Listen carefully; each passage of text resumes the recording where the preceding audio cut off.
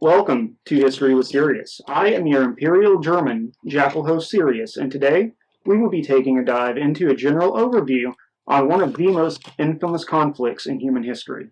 A conflict soaked in the blood of millions from all walks of life, a conflict that forever altered the landscape of nations from the sheer amount of firepower used on all sides.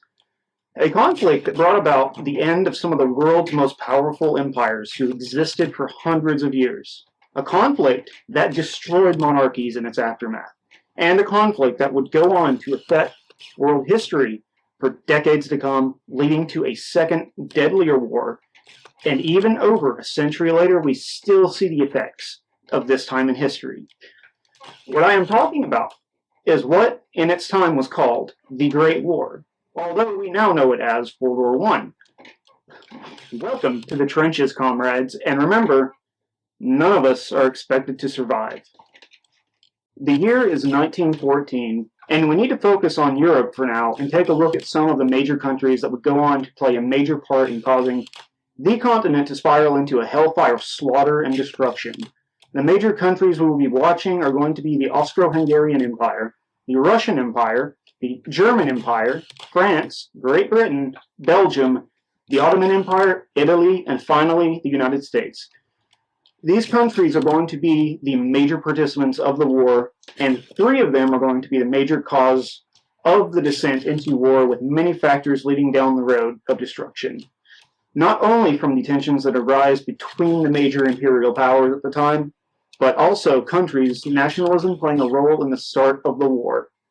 We see ourselves now in the waning years of major colonial empires and well into the Industrial Revolution. Mass manufacturing has made it easier than ever to supply nations' armies with the equipment and weapons. Soon, the true scale of industrialized warfare will become evident, and with it, the true horrors of modern war will show itself. For now, let's take a look at the belligerent nations and understand the context on why the Great War came to be, along with each nation's goals in the war. I'm going to go out on a limb and say that a good majority of you watching this video have heard of the British Empire, but I still will delve into a bit of an overview on them. As of the year 1914, the British Empire stands as the world's largest and most powerful empire that controls a quarter of the world's population between all of her colonies. You see, back in this time period, an empire was a source of major wealth, and along with that, a source of prestige over the other major colonial empires. To the ruling class at the turn of the 20th century, this is what mattered to them. Britain has long held the position of the premier world empire since the defeat of their rival France in the Napoleonic Wars a century prior. Another side effect of being a major empire that controlled massive amounts of wealth came another perk: the ability to afford major military strength. And with Great Britain, that became her navy. The venerable Royal Navy was the largest, most powerful navy in the world at the time, consisting of over 400 ships, 18 of which were the modern dreadnought battleships, the pride of the Grand Fleet. Her navy was the largest, most powerful navy in the world at the time, and still remains as one of the largest and most formidable navies in world history. The British may have had the world's largest and most powerful navy at the time, but her army was not as grand as her navy, with roughly 240,000 regular soldiers in her army at the eve of war in 1914. Where she might have lacked numbers, she more than made up for it with experience. These were professional soldiers, volunteers to serve the crown. A good number of officers in the British Empire also had combat experience from past conflicts Britain was in, such as the 1899 to 1902 Boer War. Even though Britain may have not had the largest and most formidable land forces, that did not make them any less deadly in a war. Okay, fine. Although she was the most powerful empire at the time, she was not the only one, as she had some competition with other major belligerents of the Great War. And this competition, especially with the speedy rise of the newcomer to the empire game, the German Empire, would be a contributing factor to the descent into war in 1914. Up next on our European tour of nations is the home country of my favorite food, and are famous for not one, not two, or even 3 battles of the same name. No, they had an amusing 12 battles of the same name over the span of the war. I am, of course, referring to Italy. Alright, so Italy in the Great War was a bit of a toss-up upon the start of the hostilities in 1914. You see, Italy originally was allied with Germany and Austria-Hungary up until 1914. Once the war started, they proclaimed themselves as neutral and did not join the fray. They eventually would end up jumping into the war on the 23rd of May, 1915, but interestingly enough, they would join the Entente and fight against Austria-Hungary and Germany. As far as military strength goes, when the war broke out, they had roughly 300,000 soldiers, although that would swell to 5 million by 1918. They primarily fought on what would be called the Alpine Front, with quite a bit of fighting taking place in mountainous terrain, and notably having brutally cold winters. One final tidbit I mentioned, they had 12 battles of the same name earlier. Yeah, that's true. Over the course of the war, they fought 12 battles of the Isonzo. I'll do a video on that one day, but just know for now, yeah, they did that. Okay, so now let's take a look at the relatively small and neutral nation in the Great War that ended up being one of the main players in the whole war, but not for military might, but for being the battlefield from the very beginning in 1914. That little neutral nation battleground is Belgium. So, you see, Belgium got dragged into the war in 1914 from the Germans' Schlieffen Plan, and so they never really planned on having a massive military with their numbers reaching around 320,000 men. While the Belgian military may have been dwarfed by all the other countries' militaries around them, they did have preparations in the event of invasion. They had several fortified cities in the country that were intended to slow down an invading force and buy time for the other countries that guaranteed Belgium neutrality, time to mobilize their own forces and intercept the opponents. It would be one of these fortified cities surrounded by these fortresses that would be the location of the very first battle of the Great War, the city of Liège. The battle would start on the 5th of August in 1914, and just as they had intended to do, it bogged down the German forces, with the forts proving more difficult to overcome than initially anticipated. The Belgians would lose nearly all of their land with the exception of a single piece that the Germans would fail to control, and this would turn into the Yser Front. Poor little Belgium. Yeah, poor little Belgium. Alright. Now, let us move on to another major player in the war, the nation of France. Now, where a majority of the countries that took part in the Great War were still monarchies ruled by kings and queens of European royalty, France was different. You see, she had eliminated her monarchy and her royal line back in the 1790s in a series of revolts that led to some of the modern principles of liberal democracy. Even though the monarchy had been disposed of a century before the Great War, France still was an empire like the other major participants, with France being Britain's rival in colonial Africa. France and Britain may have been rivals in Africa, but in general, they were mostly friendly to each other, at least in comparison to the past history of the two empires. France has generally been considered a major military power over the centuries leading up to 1914, and so her military force consisted of 680,000 troops, along with 2.9 million in reserves to be called upon. And as with the British Empire, they could call upon troops from their colonies as well, when the time comes. We will delve into this particular area of the war, so France definitely was no slouch to be scoffed at in 1914.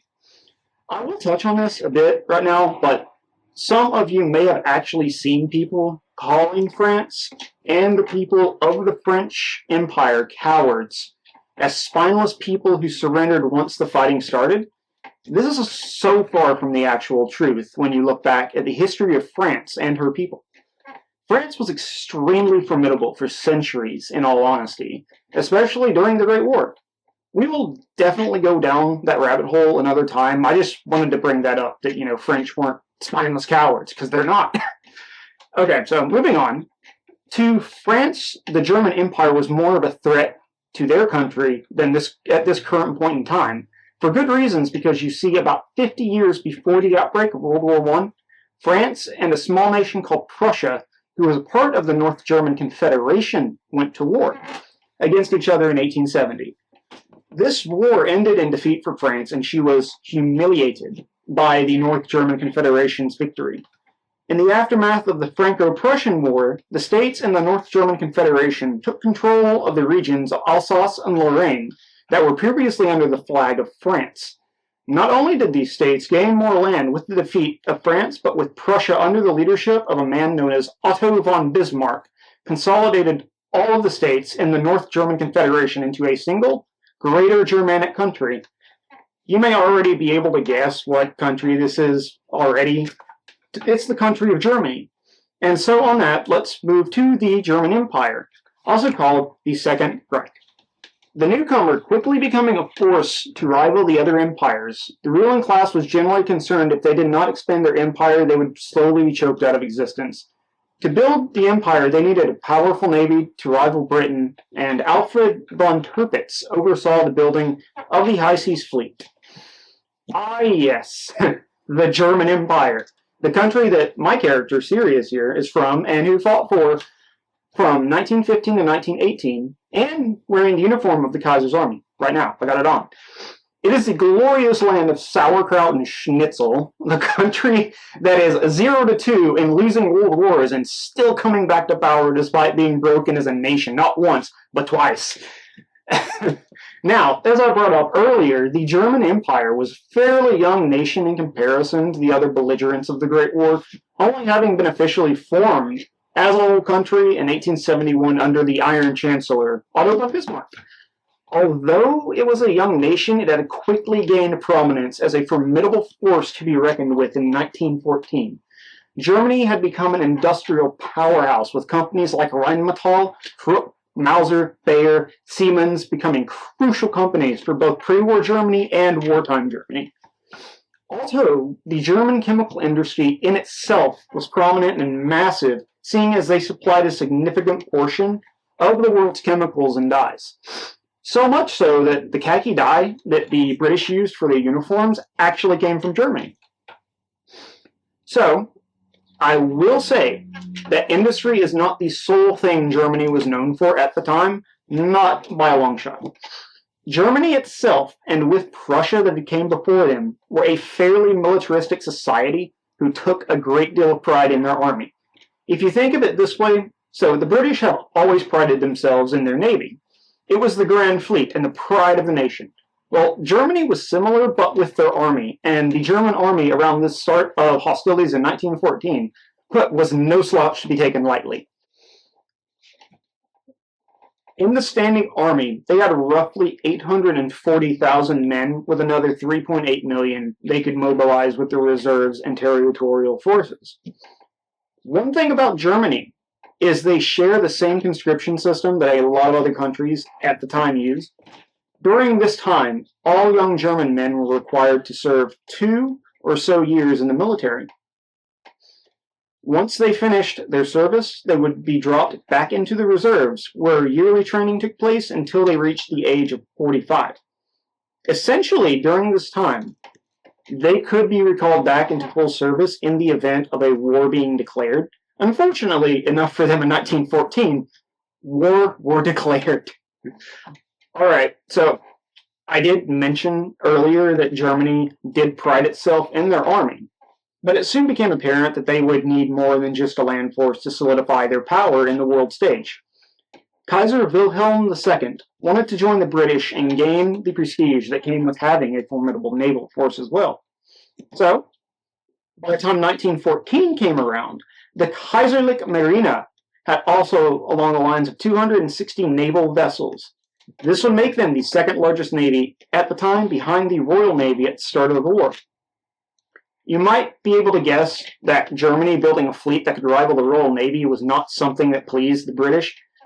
It did end up becoming an arms race between the two in the late 19th, early 20th century, leading up to World War I. Germany would build a battleship, and in return, Britain would build 2 battleships. This would lead to rising tensions and fear the new Germany becoming the new dominant power in Europe. Now, at the turn of the 20th century, Germany was also attempting to expand their colonial empire and influence as the French, British, and other European countries have done since the dawn of the colonial era, centuries ago. This would actually be one of the debated reasons on why the war started. Germany itself was a bit late to the whole run around and grab colonies game, seeing what the other major European powers accomplished by having foreign colonies. Germany was like, hey yo, let me get a piece of that. So, unfortunately, France and Britain really did not want to change the status quo and let this new country gain wealth and prestige from establishing colonies around the world. As we established before, the German Empire seriously made some of the world's premier countries feel threatened by how quickly the country was gaining power and influence. This would continue to fuel the need for something to be done about Germany and curb their quickly rising influence on the world stage. All right. So, next up on our little crash course on the Great War is the glorious nation of Russia, the land of vodka, gulags, and of course, regicide, as you will come to see. So, the nation of Russia is one of the largest countries at the time, at least by land area and especially manpower at the turn of the 20th century. On paper, their military might is unmatched in terms of the sheer number of troops they had possibility to field. Already during 1914, their standing army consisted of 1.4 million men. Yes, you heard that right. 1.4 million already. This absolutely dwarfs the standing armies of the other belligerents at this time. But wait, there's more. There is so much more because this massive country is able to field up to 5 million additional men for the war, which is insane, especially for the early 20th century. By those metrics, Russia should be an unstoppable juggernaut in this war. I wonder if they actually end up crushing the rest of the nations by the end of the war.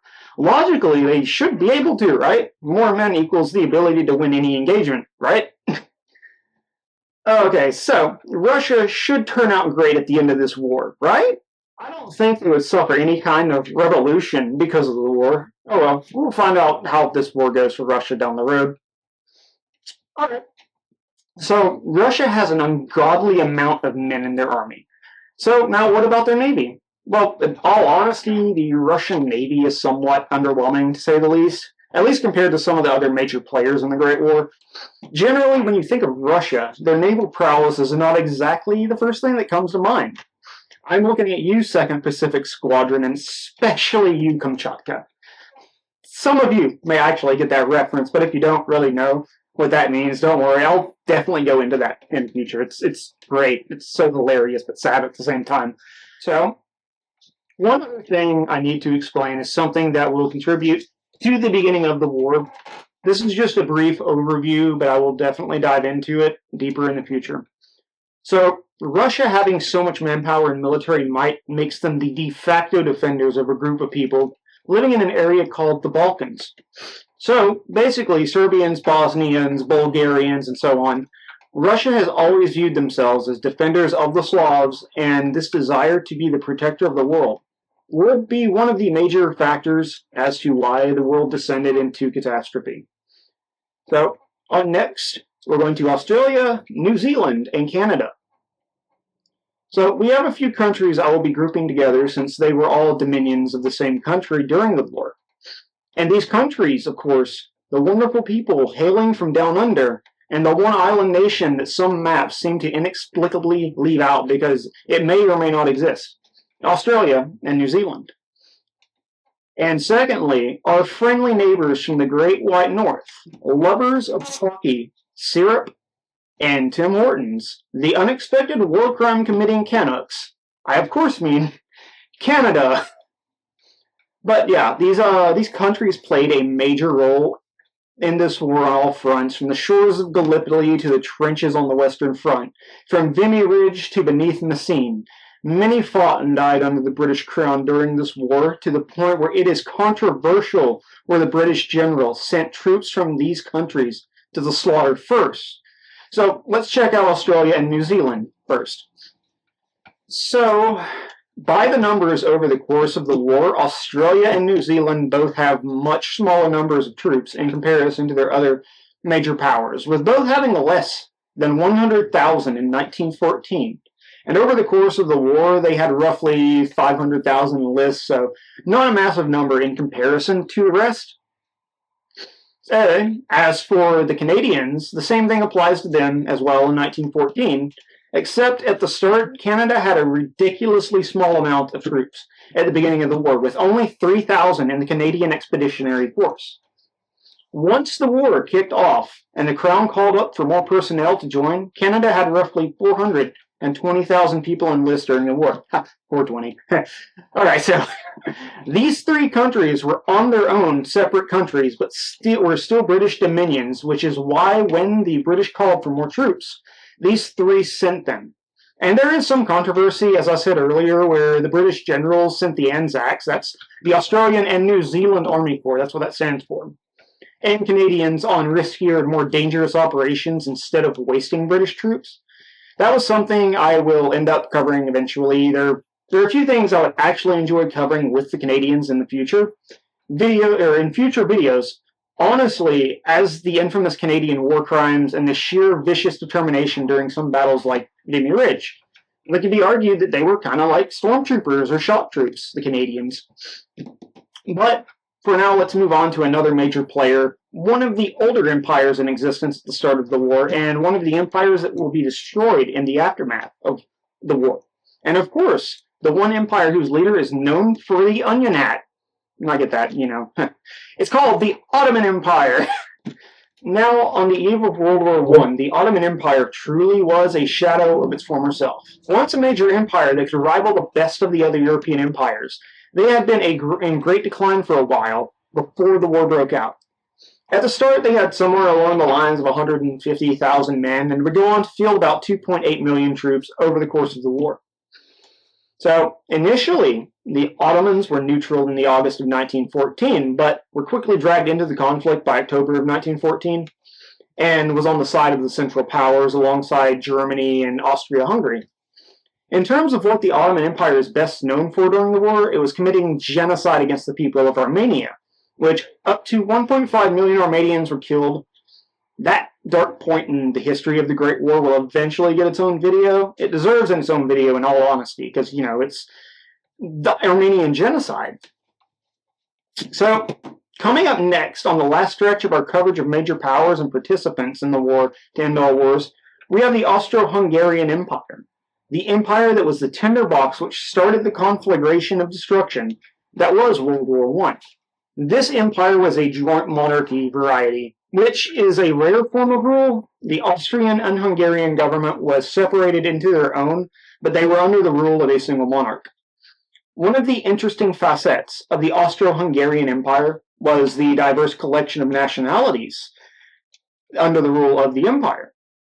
It was a collection of obviously Austrians and Hungarians, but also comprised of others such as Slavic people, so your Serbs, Czechs, Croats, Slovaks, and Poles, among others. So, I will not really go into depth just yet on how and why the war was caused by actions in this area of the world in 1914. That's definitely going to be its own separate video because of how deep it actually goes and how long it would take to explain it entirely. One of the major factors to know for now is the Austro-Hungarian Empire formally annexed Bosnia and Herzegovina in 1908. This action significantly increased tensions in the Balkans and is one of the major factors that led to the assassination of the Archduke Franz Ferdinand and the domino effect that led the world being plunged into bloody global conflict. Before we move on to the last major country, I would like to cover a quote about the Balkans. One needs to understand that there was tension in the Balkans long before 1914 due to a variety of factors. It was not a new phenomenon because let's look back a few decades to the year of 1888 and quote the words of the German Iron Chancellor Otto von Bismarck. He would say, "One day the great European war would come out of some damned foolish thing in the Balkans." It is an eerie quote that unfortunately came to fruition. Thank you, Herr Bismarck. Now it's time to finish off the overview of major countries involved in the World War. This country, some of you may have been eagerly awaiting. This country at the time was an up-and-coming major player on the world stage in terms of economic and military might. The country of freedom, liberty, of hot dogs and hamburgers, of firearms and manifest destiny. Oh yeah, it's them. The one and the only defenders of the free world, the United States of America. Okay, so all jokes aside and get serious. Oh, hi, I'm serious. Time to get serious. Here, serious. Yeah, it's dumb. Anyway, so the United States is the last I will talk about as far as countries or the major parties in the Great War, although there are some more I'll mention later that are still important. Yes, they were an up-and-coming power on the world stage, both economically and militarily, by the time 1914 rolled around. They had a major growing industrial capacity from the Industrial Revolution among the sheer amount of raw resources that could be found in the nation. Now, I will say America initially was fairly isolationist during the start of the war, and the citizens generally did not entertain the thought of getting involved in European affairs and conflicts. Eventually, they were pulled into the war due to a few factors I'll go into detail on a separate video. A quick summarization would be Germany using unrestricted submarine warfare, which in turn caused the sinking of the RMS Lusitania, and causing the deaths of American citizens. It was sunk because it could have contained arms and ammunition from America to Britain to assist in the war effort against the Central Powers. America came forward and said, hey, Germany, why'd you do that, bro? We are neutral. We would never, ever send arms and ammunition to Britain to help them fight you. Spoiler alert, they were lying about that since evidence has been found in America, in fact, helping sending supplies to the British during the war. That's a whole other rabbit hole to go down in a later video. Next, there was a small thing known as the Zimmermann telegram that became public wherein Germany was attempting to get and start an alliance with Mexico and promising it parts of the United States in return. And yeah, America really didn't take too kindly to that either. Now, in terms of military strength at the time of America's entry into the war in 1917, it was roughly 300,000, which quickly inflated to over 4.5 million by the end of the war. That's quite a formidable number, all told. Not only was the United States land forces a force to be reckoned with, but their naval forces were nothing to be scoffed at either. At 230 vessels, you can definitely see the beginning of America's rise to global power, starting in the Great War, and while, yes, they did play a significant role in assisting the Entente and reinforcing them in the later stages of the war, they were not the main cause of why Germany and the Central Powers lost. That is a major thing I see a bit of number of people talking about. It's just a bit of misinformation. It is true that even though America was only in the war from 1970 to 1918, it can be argued that the one country to come out on top was them. So, congratulations, my friends. We have made it through the first part of this video. Now I will say there are many more nations involved in this global war and battle that were fought on every corner of the globe. From the poppy fields in Flanders to the towering Alpine mountains, from the harsh deserts of the Middle East and the plains of Africa, great naval engagements in the Atlantic Ocean to other naval battles off South America. Many nations took part in the first truly global war, and one day I may possibly go through all of them, but until then, I simply wanted to make a general list of the main powers that most of the war is centered on. Alright, welcome. This is Chapter 2, second part of this video. Now, let's move on over to the second part of this overview on what exactly World War I was. In this next part, we will cover what the war itself was and what caused it, and what made it, this war, so much different than anything that came before it, and why it was called the War to End All Wars. So, we now take ourselves to the city of Sarajevo on June 28, 1914, in Bosnia and Herzegovina. In this city today, a man and his wife are visiting. That man's name is Archduke Franz Ferdinand and his wife, Sophie. See, the Archduke was the heir to the Austro-Hungarian throne, so yeah, he was a fairly important figure in the story. He had traveled to Sarajevo to take part in some military inspections for the Empire, seeing as he was the Inspector General of the Austro-Hungarian military, and he was also visiting to open a state museum.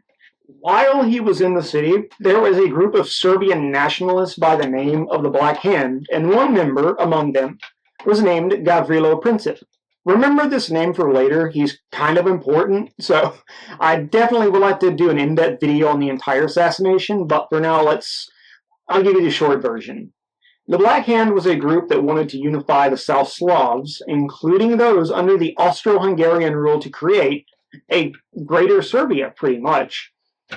This essentially entailed becoming free from the Empire's rule, and so what better way to free yourself from oppression than, eliminating the ones who rule over you. And as such, the Archduke must be assassinated. So, the plan was now in motion on the 28th of June 1914. The members of the Black Hand set out to eliminate the Archduke, and as so, while he was riding as passenger in an open-topped car, one of the conspirators, named, and I don't speak this, so this might be hard for me, Nedelko Karponivic, sorry if I mispronounced that, I'm not good with Baltic stuff, he threw a grenade at the car as they went by. Fortunately, the grenade missed and the Archduke and his wife, and instead struck another person in the entourage, along with injuring multiple bystanders. Their plan had failed. Our would-be assassin then tried to unalive himself in some amusing ways, but was quickly apprehended. When I make a video on the in-depth assassination, I will talk about his amusing attempts, because it's just entertaining, okay?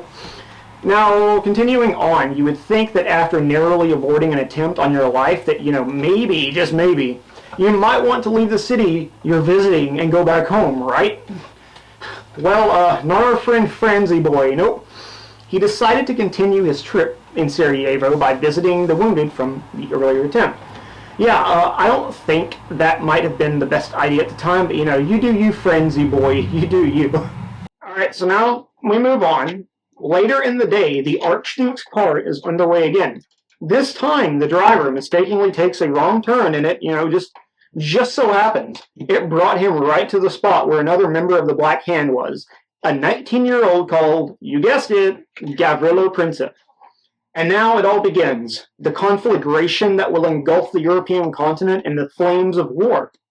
2 shots ring out, one hitting the Archduke and the other hitting Sophie.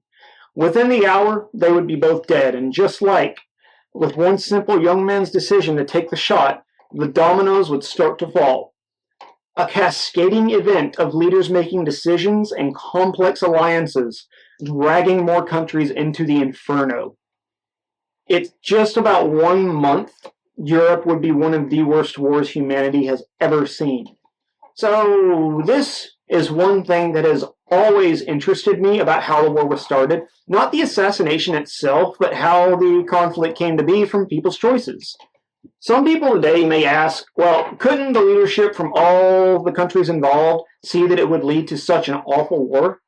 Why would anyone want that? You see, the leaders at this time did not have the benefit of seeing what would eventually come to fruition. No one set out on July of 1914 to create one of the deadliest and horrifically pointless wars in human existence. So, each decision that was made in the moment. And in that moment, it seemed to be like the reasonable decision. But every single one of those decisions eventually culminated into the Great War. It's horrifying how simple choices in the moment can cascade into causing much larger things to take place. Now, hold on. This is all about to get a little complicated, and we'll move on. So now that the Archduke was dead and the die was cast, the descent into war had started. Austria-Hungary was understandably outraged at the murder of the Archduke and his wife. They issued an ultimatum to Serbia with a list of demands, some of which Serbia rejected, and in response, Austria-Hungary declared war on Serbia. Meanwhile, Germany had given its full support to Austria-Hungary if it declared war on Serbia. It would be a so-called blank check. So, moving on, if you recall now that Russia deemed itself defenders of the Slavs and sought to protect any Slavic nation from harm. Well, now, Russia did not take too kindly to larger and more powerful nation like Austria-Hungary, declaring war on Serbia, and in retaliation, declared war on Austria-Hungary. So you might be able to see where this is going with the alliances. So once Russia had declared war on the Austro-Hungarians, then Germany was obligated to declare war on Russia. Now France had an alliance with Russia and despised Germany, so soon France had declared war on Germany. Armies had begun mobilization to action. Now, it doesn't end there because now you may be wondering how the British and Belgians got caught up in the slaughter.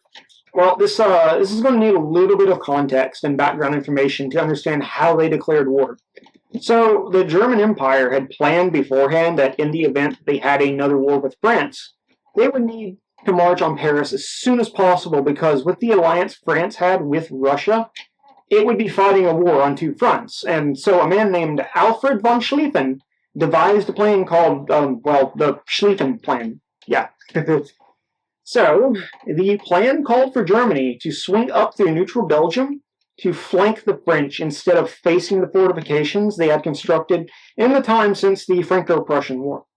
The goal was to try to knock France out as quickly as possible, so then all of the attention could be turned to Russia.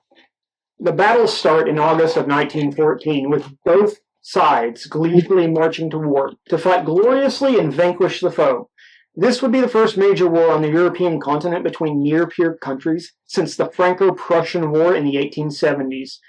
Everyone was confident that it would play out just the same as older engagements and wars, with all sides confident that the war would be over by Christmas of 1914.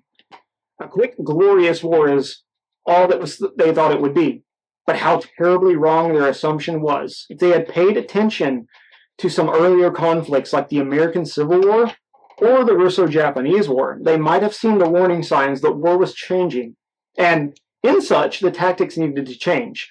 Gone were the days of proud armies marching in formation and meeting the opponent in the battlefield, standing in firing line and trading shots. The Industrial Revolution had permanently changed the face of war with mass production of plethora of technologies. Single-shot black powder muskets gave way to cartridge-based weapons, which in turn made the multi-shot rifle feasible. Black powder gave way to smokeless powder in 1884, effectively doubling the energy behind a bullet, which vastly increased a single soldier's range. 200 meters gave way to 2,000 meters. Along with continuous machine gun fire being invented in the late 19th century, able to cut down hundreds of men with no effort, artillery experienced the same evolution which made them lethal for miles, with larger and larger pieces being constructed en masse. Naval vessels evolved into armored behemoths of the waves, and death will now be able to rain from above with the new aeroplanes being fielded. So, the battlefield had evolved greatly since the last major European war, and yet the tactics have yet to evolve with the technology. It will soon become horribly apparent that the cost will be almost incomprehensible from the failure to change these tactics. So, congrats. You have made it through the first two parts of the Great War Crash Course. Good job. Now, welcome to the third and final part of my introductory course, and a general overview of World War I. This final part is going to cover what made the conflict so significant in world history, along with what made it so much different compared to all the previous wars that have happened. And finally, we will end with the ramifications of the Great War and how each country fared in its aftermath. Some countries did great, and others fell into, despair. Like Germany. Poor Germany, because of the Treaty of Versailles. Alright, so now, when I say the words World War I, what are some of the images that first materialize in your head? I'll give you a few seconds, and no worries. Alright? 3, 2, 1. So, when you pictured World War I in your head, did you picture trenches? And how about an unfathomable number of men charging into machine gun fire only to be cut down? And finally, did endless artillery barrages and poison gas attacks come to mind for you? I mean, if so, then, that is generally what World War I is mostly known for, although, interestingly enough, that's only a single part of what it was. When people think of the Great War, it's generally them picturing the Western Front of the war, with the trenches, and interestingly enough, that is really the only part of the entire war. There was fighting in the Middle East, all across the Atlantic, and on the Eastern Front with Russia, some in Italy and some in the Carpathians. So It wasn't just the Western Front. It was truly war everywhere. So eventually we will get into the other fronts of the war, but for now we will just focus on the Western Front since it's more iconic and it's like the main theater of the conflict that everyone thinks about with World War One. So what made the Great War iconic and not really like any war that preceded it? I mean, in general, the answer is simply technology and the Industrial Revolution, with major countries becoming more industrialized and mass manufacturing of pretty much everything.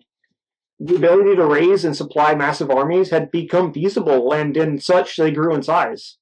Now, one of the most iconic sites of the Great War is, the never-ending trench systems all across like the battlefield that countries had constructed over the course of the war. So, why did it happen? All right, to continue on. Well, looking back through time and military campaigns over the centuries, there's something called maneuver warfare. Essentially, you and your opponent are trying to outflank each other and gain an advantage. This was the norm for quite a long time throughout history. While I will say that yes, trenches have also been used in warfare for centuries and eternity, but they were not as prevalent in the past as World War One. So let's see, what changed? What caused men to dig endless trenches and fight in them for 4 years? So the short answer is military tactics were not keeping up with technological advances in weapons fielded by the nations at the time. Artillery had become more deadly by being able to fire at longer ranges with larger shells. And as I said, smokeless powder essentially doubled the range and lethality of a standard infantry soldier's weapons, along with the advent of modern cartridges and multi-shot magazines to hold multiple rounds and, a standard infantryman's rifle such as the Mauser Gewehr 98 or the Lee-Enfield SMLE No. 1 Mark III. This vastly improved the firepower each individual soldier had. And finally, a massive contributing factor is machine gun and its ability to put down hundreds of rounds a minute on the enemy. Poison gas would also be a new major weapon that would be used on all sides and become ubiquitous with the Great War. It was heavily used in it. When you think about World War I, you think of the gas in the trenches and, all that. So, World War I was not the first war to see these weapons used in warfare because there were quite a few minor wars in the decades prior that used them, such as the Russo-Japanese War and the Boer War. Military minds of the time had seen how these new weapons impacted warfare and had taken notes. World War I was the first war to field all the newest technologies in massive numbers and with large armies, and no one was really prepared for the devastation it would go on to cause. War had quickly become a new level of lethal and terrifying by 1914. See, that was the gist of it, but, don't fret. I'll give you the longer and more detailed answer. All right, so now we take ourselves to the first year of the war, August 1914, and into the beautiful countries of Belgium and France. See, at this point in the war, the trenches had not been dug yet, and it was still a war of movement, just as what war had been for many years. Both the French and Germans already had planned in advance for this situation, and both plans were in effect. As the mobile war continued, casualties started piling up at unprecedented rates on both sides, and exposing just how lethal modern weapons of war had become. The large open battlefield armies found or used during previous centuries were now deadly killing fields. Being exposed in the open was now usually a death sentence. The French especially suffered quite heavy losses in the first few months of the war. So, eventually, both France's and Germany's mobile warfare plans had stalled by, October of 1914, with neither side being able to secure a decisive victory over the other. Mobile warfare had begun to falter and come to an end, with soldiers beginning to dig themselves into the ground to try and find safety from artillery and small arms fire. So once the trenches started being dug, it made an attack from the other side much harder and more costly to attempt. Soon, both sides had managed to dig a massive network of interconnected trenches stretching from the Swiss border to the ocean. By Christmas, all sides were dug in and there to stay, and with that, the ubiquitous trench warfare of World War I had begun, and it would last up until the spring of 1918, with no side managing to secure much ground over the next 3 years. So, interestingly enough, the war on the Eastern Front tended to be more of a mobile war than the one on the Western Front, up until Russia signed a peace deal with Germany and, left the war.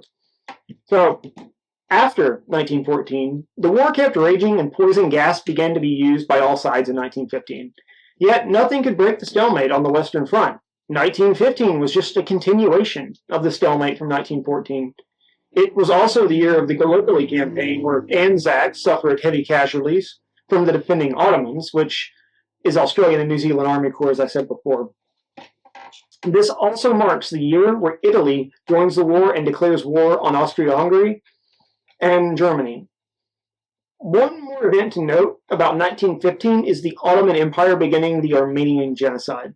So, 1916 came around, and it became the year of major battles, with the infamous ones taking place like Verdun, the longest battle of the Great War and one of the longest in history. You had the Battle of the Somme this year as well, which is known to be the single deadliest day for the British Army in history, with 25,000 dead on the first day. And historic battles were not only confined to land, as one of the largest ever naval engagements in history took place at Jutland. And this is the last sea battle of its kind involving all big gun battleships. It would never really happen again, like where Jutland was.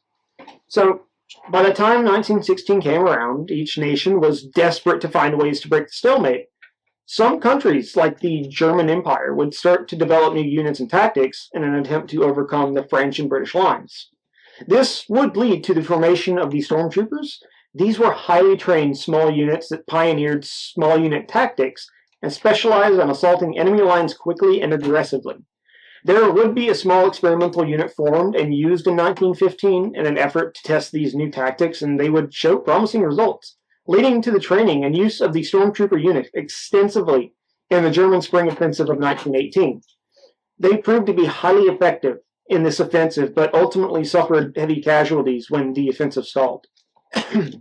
Alright, meanwhile, the other countries like Britain and France would turn to machines as a tool to successfully break the deadlock. Using the advances in modern production methods and machinery led to the creation of one of the most well-recognized weapons of war, the armor-clad, gun-laden beasts of the battlefield, the tank. So, Britain would be the first to field tanks in combat at the Battle of Flers-Courcelette. Flers-Courcelette? Yeah, I'm not as good with French, but I think it's Flers-Courcelette. Just someone correct me if I am wrong. So it was a greater part of the Battle of the Somme on the 15th of September in 1916. France and Germany would also construct their own tanks before the end of the war in 1918, although Germany only built about 20 tanks, the A7V, while France managed to produce much, much more, like the Renault.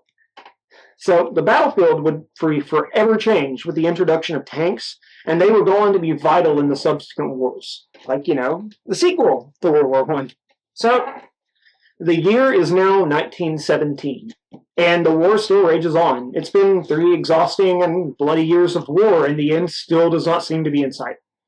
There are some major events to note that happened and would go on to heavily influence the course of the war. Starting off in early 1917, the British intercepted a coded telegram from a German foreign secretary named Arthur Zimmermann to the German ambassador in Mexico. Essentially, it was trying to coerce Mexico to join the war as an ally of Germany. This telegram and the sinking of the RMS Lusitania in 1915, and by extent, the commencement of German unrestricted submarine warfare, once more pushed the United States to join the war on the side of the Entente. Now, another major event that occurred in 1917 would be the Bolshevik Revolution in Russia led by Vladimir Lenin. To take over the Tsarist government, they were overthrown because Russia had many supply issues and questionable leadership throughout the war. This would ultimately lead to the exiting of Russia from the Great War in early 1918. Coming up, we will see how that affected the war in the final year.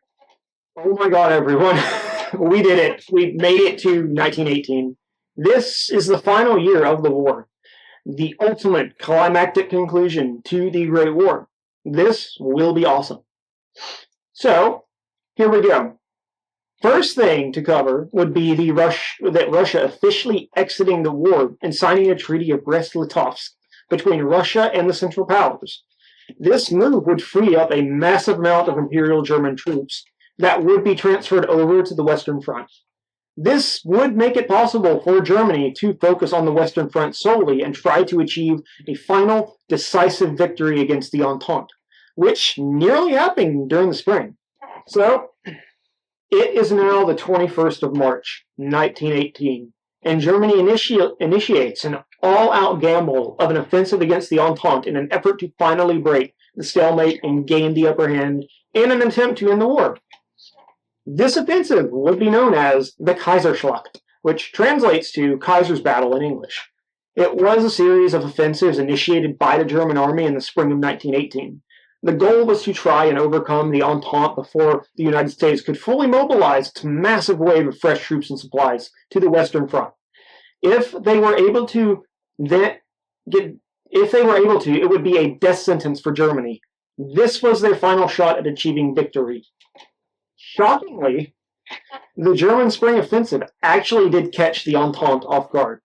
Beginning with a 5-hour-long artillery barrage with thousands of heavy guns, followed by a vicious assault on the enemy lines with everything Germany had, using stormtroopers and stormtrooper tactics honed earlier in the war. It seemed to have actually worked, and Germany broke through and recaptured lost ground, absolutely destroying the enemy. Victory seems to have been within grasp of Germany after 4 years of terrible fighting. It was so close. And yet, the Entente troops managed to hold on with everything they had, and the German offensive stalled out, and they overextended themselves. The Entente managed to reinforce their lines and overcome everything that the Germans were doing, and they suffered heavy casualties from the offensives. Their last hope of achieving victory on the Western Front had burned away with that. The war was essentially lost. And it was now time for the Entente to counterattack, and they did to great effect against the Germans.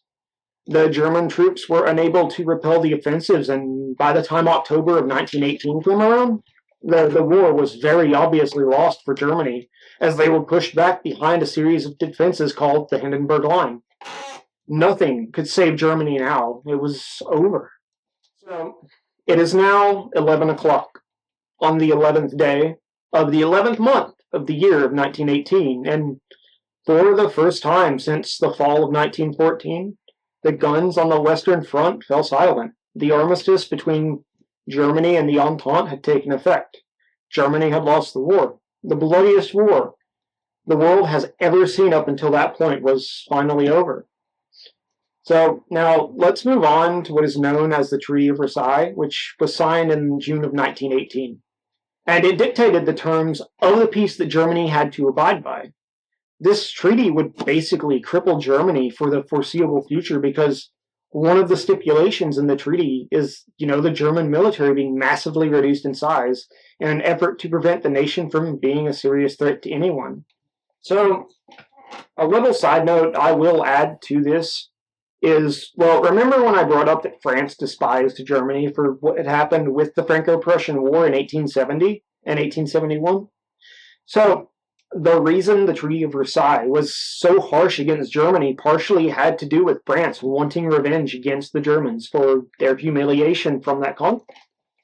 In fact, France was seriously pushing for Germany to be completely dismantled as a country, so it can never be a threat to anyone ever again. This was not followed through with, thankfully, because some people thought it was too harsh.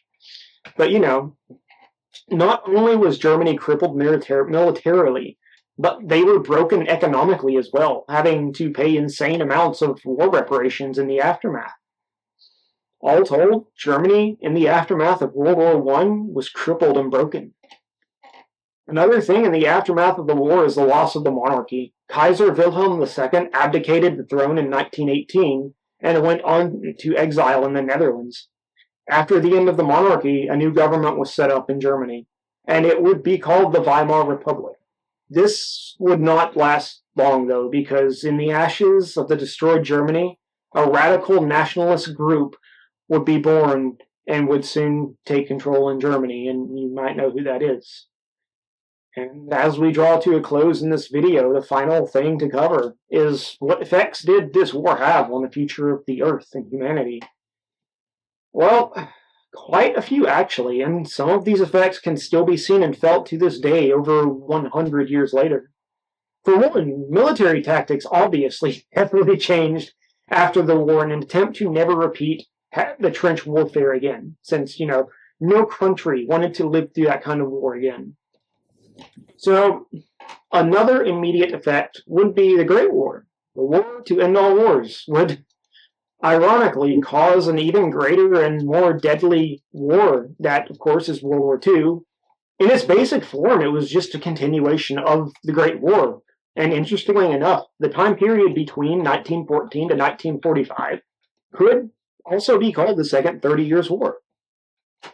And so, some of the other and less noticeable effects with the war would be issues in the Middle East, currently experienced today, since those problems were born from the Great War. Alright, so this has been a long video, especially for my first real video. If you made it this far, then thank you. In closing, I will say that this war was quite possibly the single greatest event in human history, and it changed the world forever. It was also the single greatest waste of human life over those 4 years, and it destroyed empires in its wake and officially ended the colonial era and pushed it into the modern age of technology and our modern way of life. And finally, I hope the world never has to experience anything like that Great War ever again. There is a good reason I love World War I, and, I'm an amateur Jackal Great War historian. I just find it fascinating with how deep all of the information goes and how modern technology clashed with outdated tactics. It is all just so intriguing to me, and honestly, I hope that I may have intrigued you people watching as well. And thanks for letting me share my love and knowledge of World War I to you all. It's like my thing. I love it. So, I definitely want to make more deep dive videos into specific subjects of every aspect of World War I in the future, and just share my knowledge and enthusiasm with people more. This is just like a beginning video, like just general overview of how it happened, so you can get an understanding of all the parties involved and all that. But, hey, thank you for making it this far in the video, and I hope you had fun. My name is Sirius, and I have been your Imperial German Jackal host today. And with that, it's time for me to go back into the trenches again, unfortunately. So, until next time, my friends, auf Wiedersehen. Bye.